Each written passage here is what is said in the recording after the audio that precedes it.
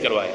और फिर एक ऐसी शख्सियत जो कि शामी साहब को तो सबके बुजुर्ग भी हैं और उस्ताद भी हैं,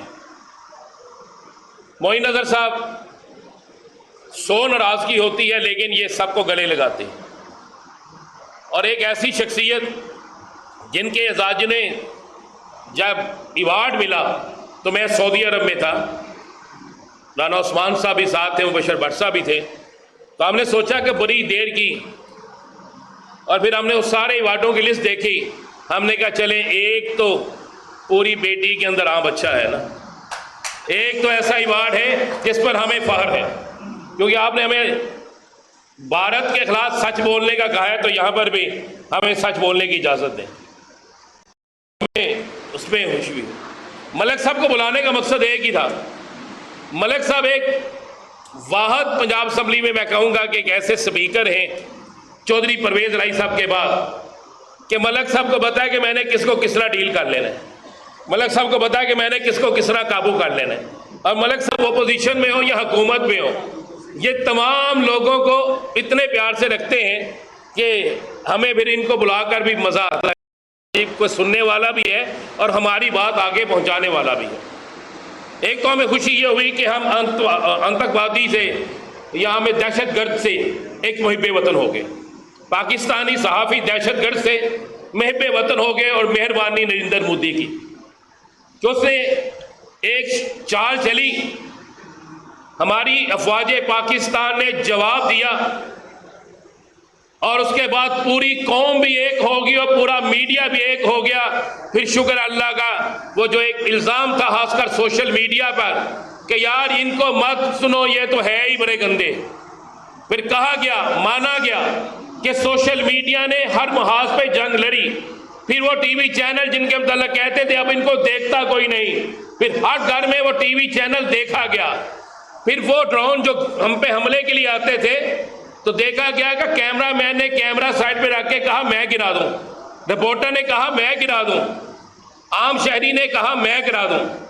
तो मलिक साहब हमें शुक्र अदा करना चाहिए कि पाकिस्तान के लोग कौम बन गए, और जब कौमें बन जाती हैं तो फिर उन्हें कोई हिरा नहीं सकता। और पाकिस्तान के मीडिया कर दिया कि हमें इलेक्शन पर इतराज़ हो सकता है, जमहूरी हक है, हमें किसी की बात पर इतराज़ हो सकता है, लेकिन जब पाकिस्तान की बारी आएगी, जब पाकिस्तान का वक्त आएगा, पाकिस्तान के दिफा की बात होगी, तो फिर पाकिस्तान की 7 लाख नहीं, 8 लाख नहीं, 24 करोड़ फौज होगी। और उस फौज में ये सारे जर्नलिस्ट भी शामिल होंगे और पाकिस्तानी भी शामिल होंगे।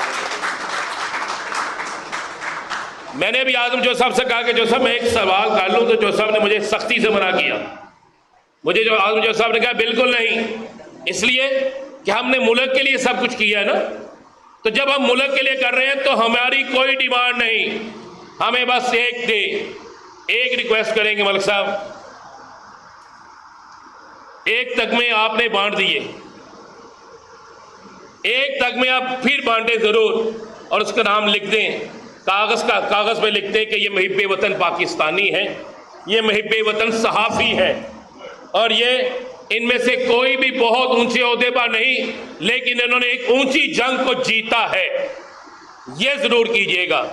और इस वतन के लिए हमारी जान भी हाजिर है। ये फौज हमारी फौज है, ये मुल्क हमारा मुल्क है। हम आपस में लड़ सकते हैं कमरे के अंदर, लेकिन किसी हिंदू बनिए को, किसी और को ये इजाजत नहीं देंगे कि वो हमारे मुल्क पर हमले की कोशिश करे। अगर वो करेगा तो अफवाज पाकिस्तान से पहले हमारे सामने हाजिर होंगे।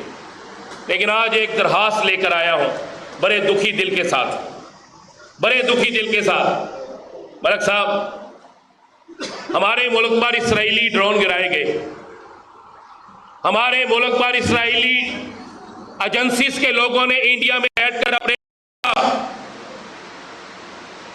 उधर गजा में हमारे मासूम बच्चे जल रहे हैं, उनकी लाशें नहीं देखी जाती। यार 2 मिसाइल उधर भी फेंक देने चाहिए।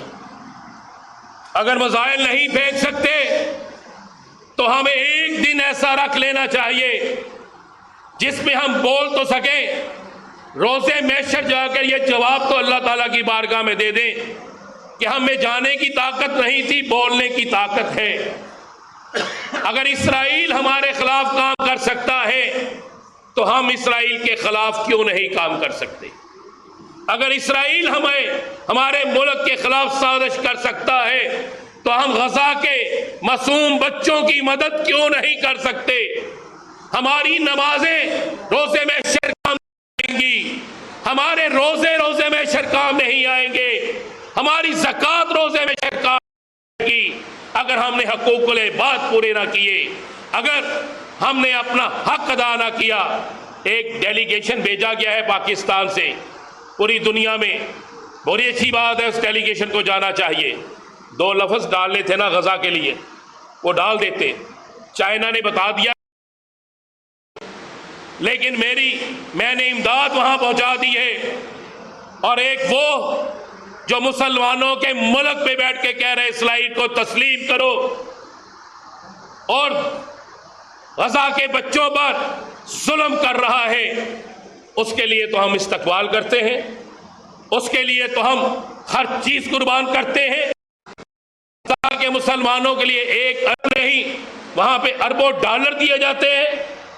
हमें सियासत भी छोड़नी चाहिए इस मामले पे। मेरे दानिशवर बैठे हैं, मेरे सीनियर बैठे हैं, लिखे सर इस पे। खुदा की कसम वो अवार्ड मिलेगा जो अवार्ड दुनिया में किसी को नहीं मिला, वो अल्लाह ताला की ज़ात अवार्ड देगी और वो अवार्ड होगा हमारी बेहतरीन आखिरत का। तो मलक साहब आप ये सिफारिश कर सकते हैं, कुछ नहीं तो पंजाब असम्बली से इसे शुरू करें और एक दिन हम भी देखेंगे गजा के लिए अब तमाम सियासी जमातें इकट्ठी निकली हैं और गजा के लिए बोली हैं, ये तो कर दें, ये आपसे गुजारिश है। और आखिर में यही कहूँगा कि अब हम कौम बन गए हैं, हमने अगला फंक्शन इंशाल्लाह इस मुल्क की बका के लिए और करना है। तो जब फायर होता है तो कौमों के दरमियान इख्तलाफात को भी ख़त्म करते हैं, फिर इस कौम को कौम बनने रहने देना चाहिए, फिर सबको इकट्ठे होना चाहिए, क्योंकि ये जंग पाकिस्तान जीता है और पाकिस्तान के अंदर मुआशी बहरान नहीं, सियासी बहरान है। सियासी बहरान हल हो गया तो मुआशी बहरान बिल्कुल हल हो जाएगा। शुक्रिया, बहुत शुक्रिया। सदर PFUJ राना मोहम्मद अजीम साहब अपने ख्यालात का